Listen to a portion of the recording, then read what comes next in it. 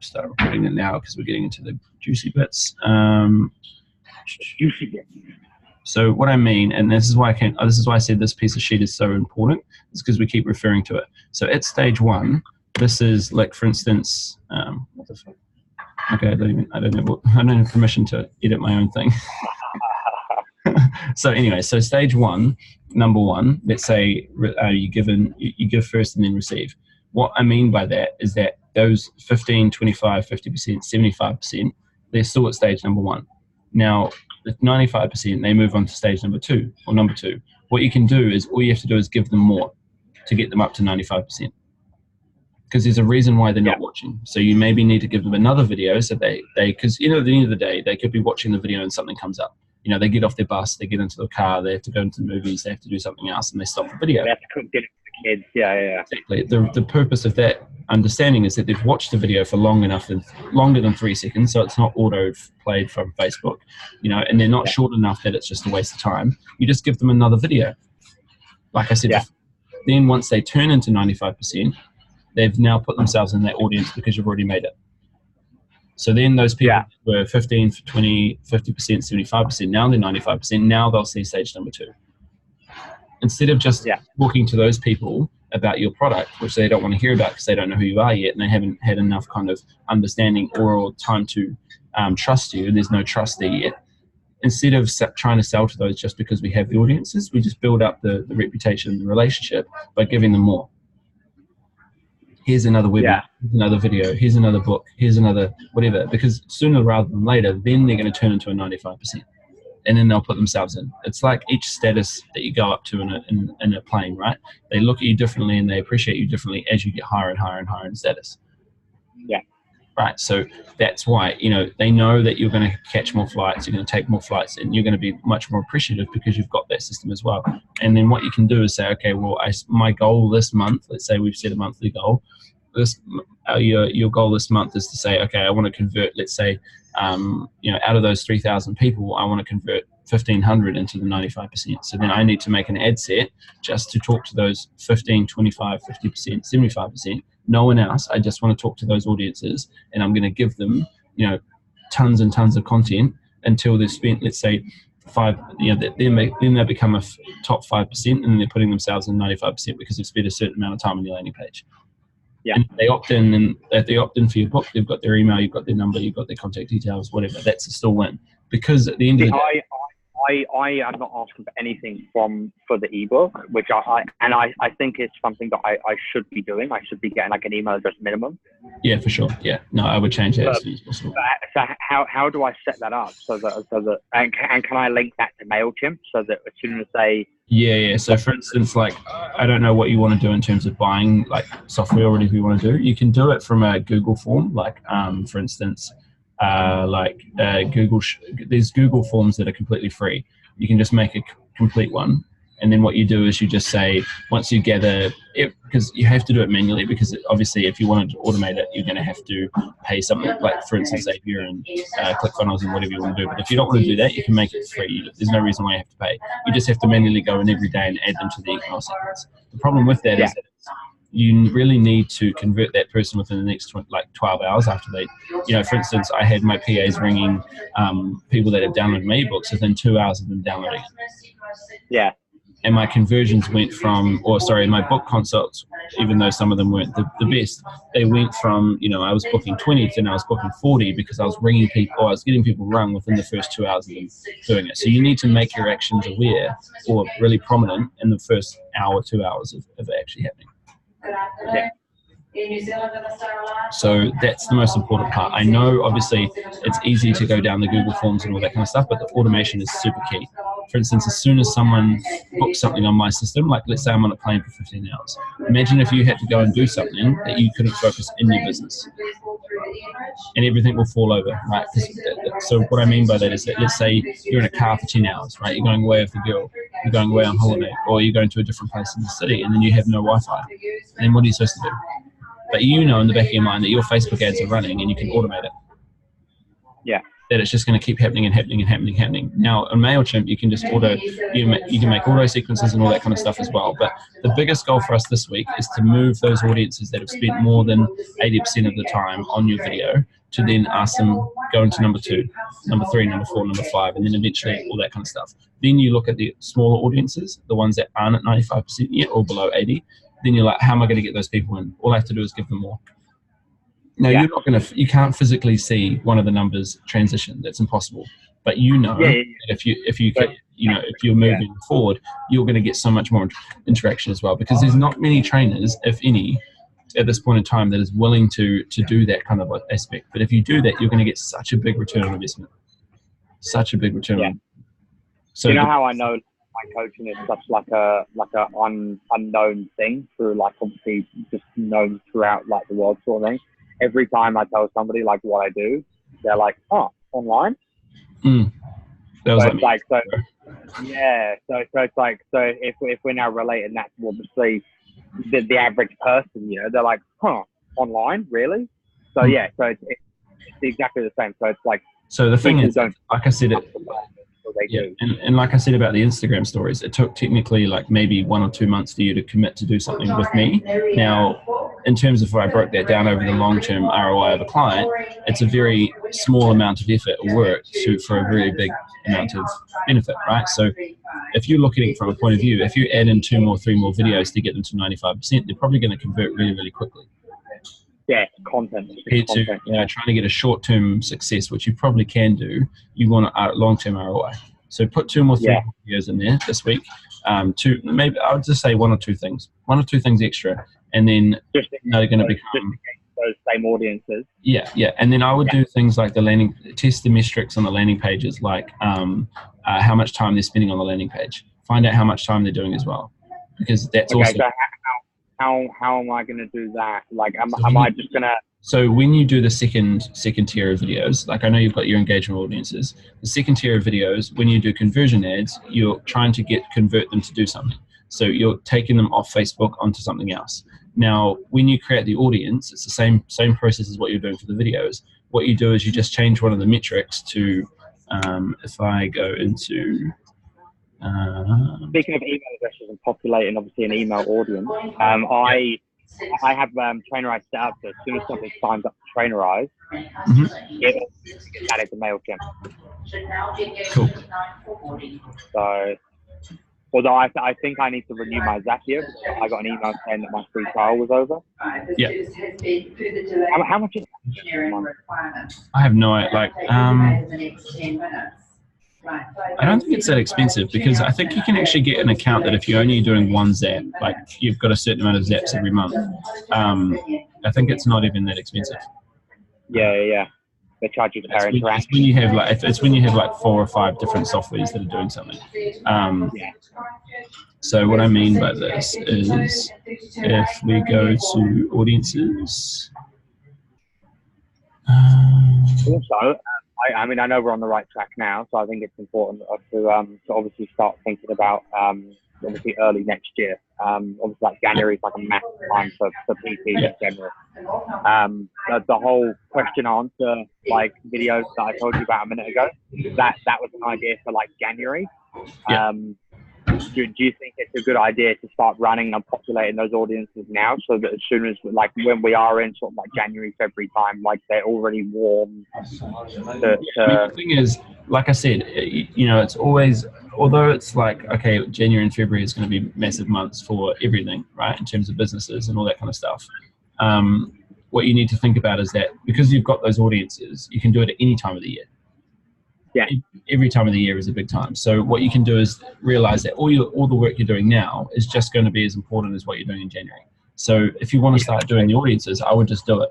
I think the really big difference in our thinking needs to now change, and I can see it slowly happening, is that you come up with an idea, just do it. Yeah. Because you know how to do it, right?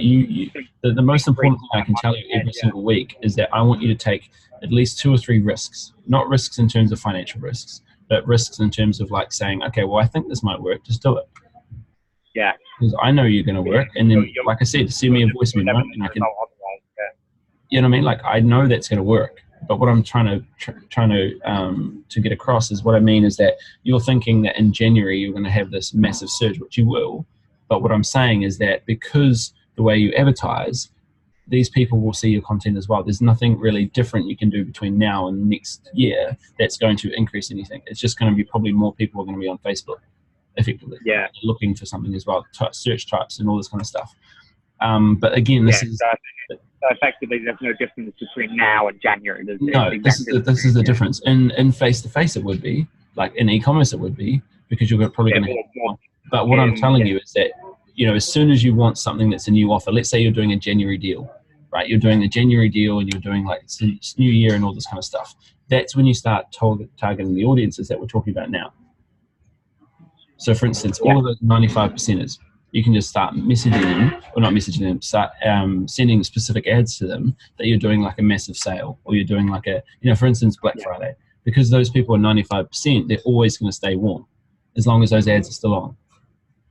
So just focus on populating audiences year round.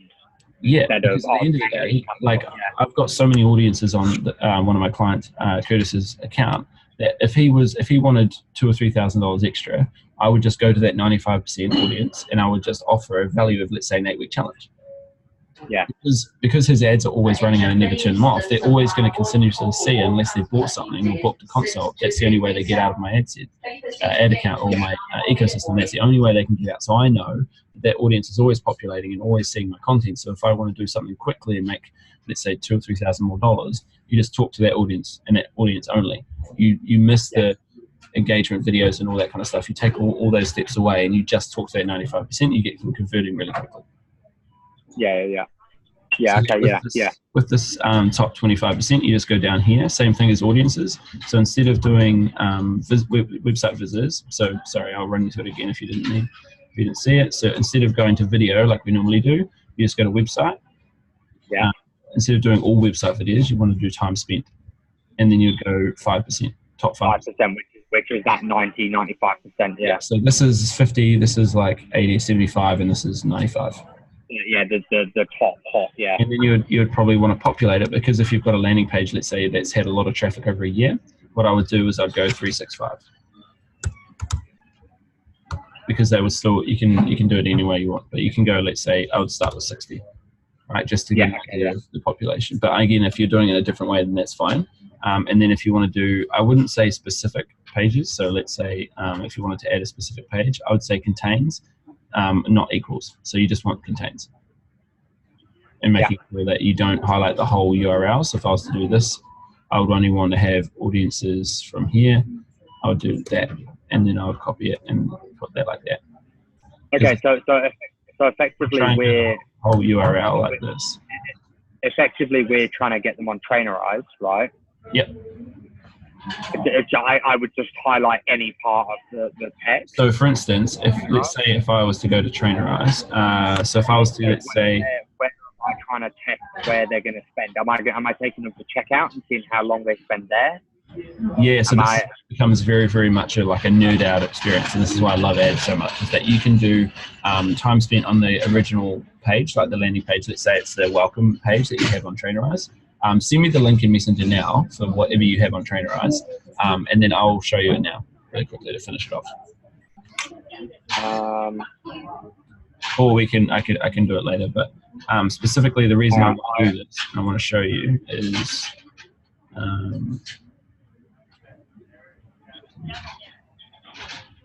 because I didn't even know there was like a welcome page. Well, there must be some. I don't really know too much about the Trainerize. I know there's like a homepage that you have when you sign up. Yeah. So effectively, so there's there are these two ways that I've found so far. There's not too much information on YouTube about Trainerize, so it's hard to kind of like research about it. I mean, I've tried and I've done what I can. That's how I found what I have. But all you can do is copy the product link, where you'll take them to a checkout. They put their card details in, and it takes them through the whole setup. They set up their account, they put their consultation form and everything, and they download the app. So it takes them through the whole setup to get them on the app.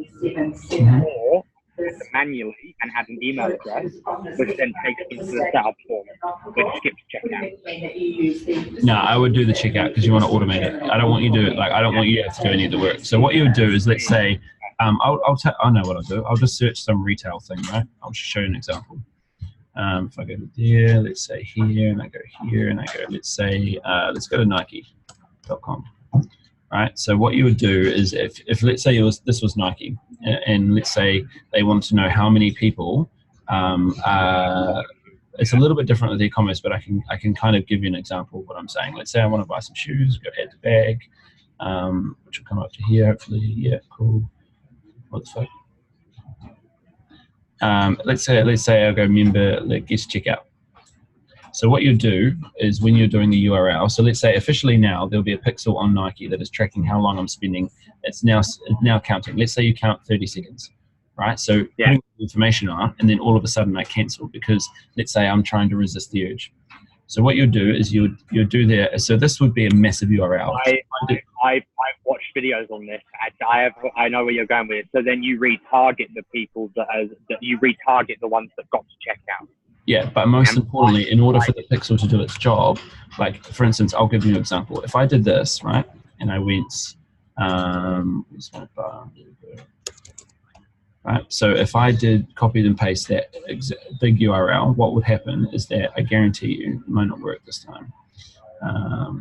If I go audiences,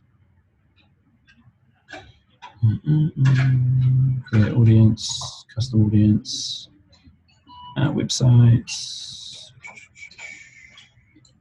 time spent, we want the top 5%, because again, the whole entire time is still ticking. So Nike is still tracking how long my page is open for, right?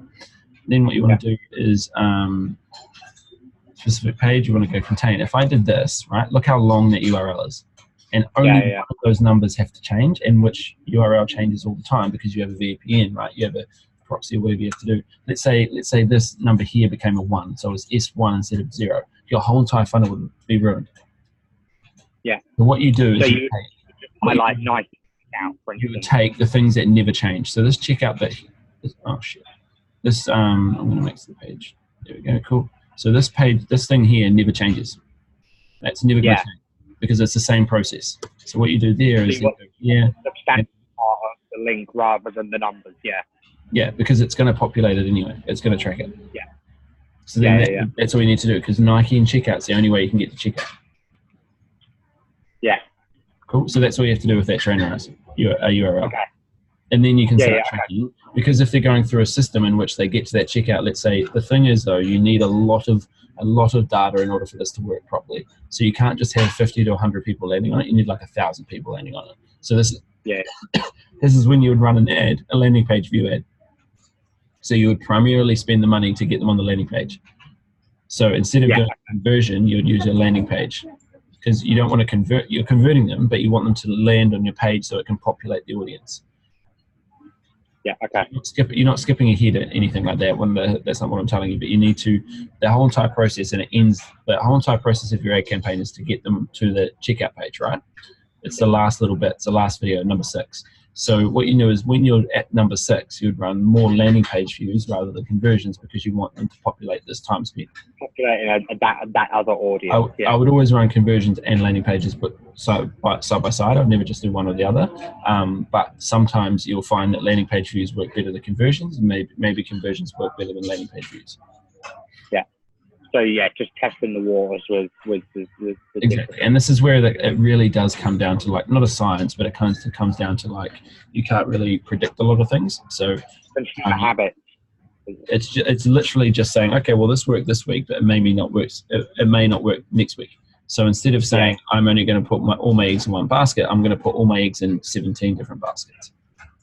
Yeah. And because we've done everything so thorough to this point, we've actually got so much population of audiences, and we've got so many systems in place now that it's actually become habit. And that's why I was making you go through all those little things, because now you're so used to doing it. Now when we go to number 2, 3, 4, 5, and 6, it becomes such an easy habit to do. Yeah. Cool. Does that answer your question? I kind of went off on a tangent there. No, that's perfect. So the question as well, when we're retargeting, so we create an audience, right? So we've populated an audience from an engagement video. Now we create a custom audience, which we've already done, right? Which are obviously are now getting retargeted with those two ads up, yeah, the 50, 75 and the 95. So we select those audiences that we custom created and attach them to those ads. Do we then also put more metrics in it? So you obviously have an audience, you've got location, and so you can create another audience in that audience. Does that make sense? So I wouldn't overcomplicate the process too much because I don't want to confuse you too much. So what I mean, I want you to just go through. Imagine it's the same idea as a funnel. You're pushing your clients through a funnel. What you're also doing with your marketing with your strategy is that you're refining the metrics as they go through each stage. So on stage number 1, all you're tracking is how long they're watching the video. Stage number 2, it might be the exact same. Stage number 3 might be the exact same. But 4, 5, and 6, what you're doing is actually tracking how long they're spending. Yeah. No. So what I mean is, so for instance, we're going to set up an ad. Post engagement, daily budget of $2. Continue. So now we've got audience here. Yeah. When it loads. Okay, cool. So custom audience, right? So now we're going to use. So we're going to go 95%, right? Because we're going to retarget that audience. But now we've also got location here. Would we just get rid of that and not use that at all? Or would I go? I would just, because you know what audiences those, you know what countries those audiences were from, though, right? Yeah, which is United Kingdom. Yeah, so then that's fine. Yeah. Okay, cool. So I would still want to use that. I wouldn't just leave it blank. No, because it'll confuse it. It'll confuse it too much. Yeah. Okay, cool. So yeah, so yeah, I put like obviously United Kingdom in there, and I've also put a demographic in there as well. So that's okay. Or is that when you're using a custom audience, you don't do any targeting because that's already been targeted. Because their audience is MyFitnessPal, Skinny Tea, Fat Loss Tea, whatever, right? And that's why the audience name needs to be attached with what targeting you use. That's why I said that's really important when you do your audiences to also include the metric that you used in order to gain that audience. MyFitnessPal, Ashley Bynes, Nike, Adidas, Slazenger, whatever, because that will remind you not to put anything in those targeting. Yeah. Okay. Cool. Yeah. So I would just want to use that one audience there and leave everything else blank. And the countries you can change obviously as well. Sorry, you would use the same countries as the audience as well. Because I just put United Kingdom. Yeah, because if let's say you put United Kingdom, but you put Australia and it's actually only United Kingdom, it'll split your ad spend. Yeah. Okay. So that's okay. So the fact that I put that and that in is okay. Yep. What about an interest? So when you're running, remember you won't put any targeting or interest in because that audience has already done it. Okay, cool. So should I take those ads down now and then redo them, or should I just let them run? No. So you can just edit them. You don't have to take them down. You can just edit them and delete the targeting. So just duplicate it, and then delete that first one, and then run the second one instead of wasting time because you've already. That's how you do it. Yeah. I never knew how to do that before. Yeah. So there's a little. This saved me so many hours when I did it. So when you go down, then it takes like another day to fucking review it, and this is why I tell people never to turn their ads off because as soon as you do it, you've got to get approved again. So if you duplicate. Right. Yep. Which means then I can change the lifetime budget to a daily budget as well. Then. Yep. Yeah. Okay. That eureka moment, that light bulb. So create duplicate. No, create new campaign. Yep, and then you go, yeah, cool, and then you go duplicate. Yep.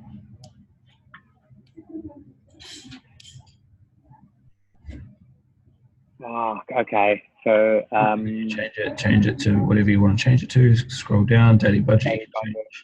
Yeah. Cool. And then go, and then you go into the audience. You go into the AU/whatever. No. So the first top That the old one. Oh, that one. Yeah. Yeah, because that's already the approved one. Yeah. Yeah, and then you just go down and you can change all this stuff.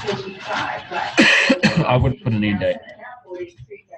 Okay, cool. So don't run on schedule, run as ongoing. Yep. And then, yeah, that's all good. And then just get rid of that, yeah? Yeah. Yeah, because look, it's 28.4 million.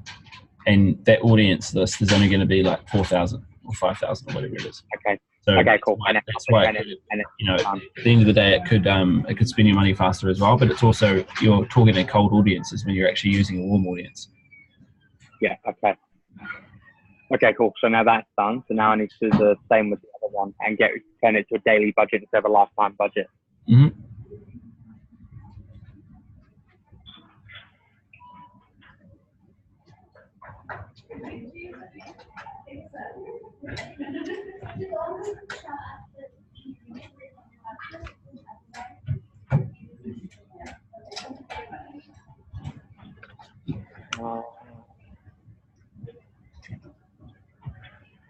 Wait, how? So yeah, so I need to delete that one. Yeah.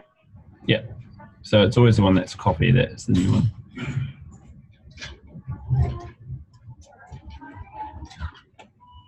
That form, and then change that from a scheduled lifetime budget to a daily budget. Mm-hmm.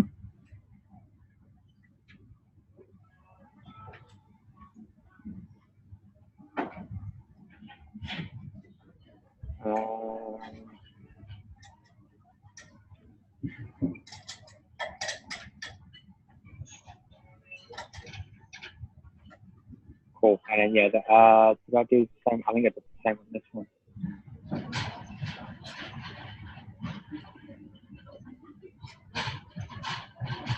That one is ongoing. And then boom, get rid of that.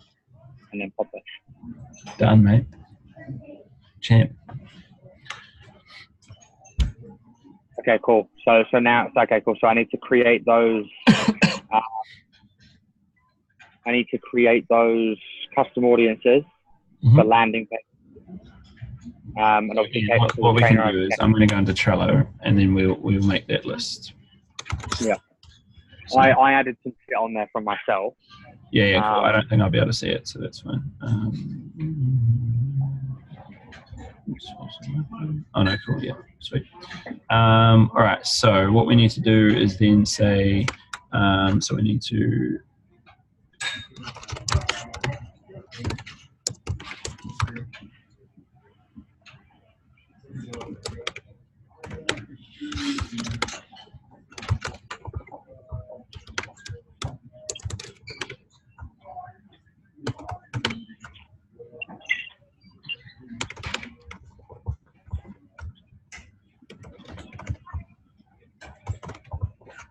Man, I got so much done yesterday.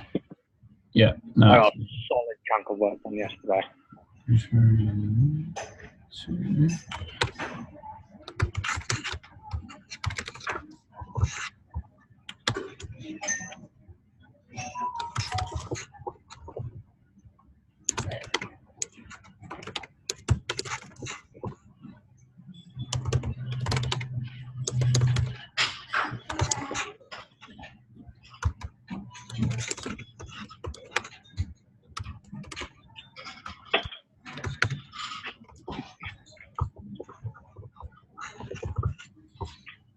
Cool. And then, okay, so we want to create that that second ad set for the 95%, which will be referring to that creative sheet that I sent you, and then create a second and third ad set for the audiences that are 75% and below.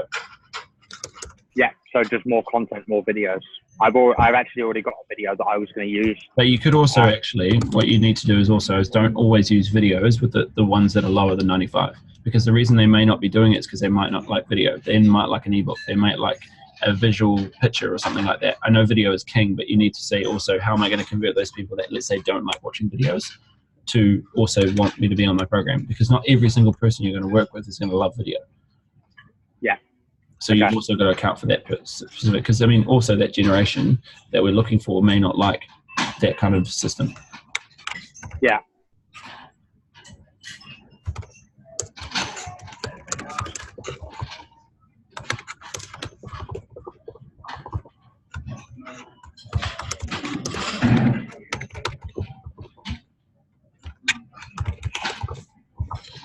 Oh, cool. Cool. That was easy. My ad just went active. You what?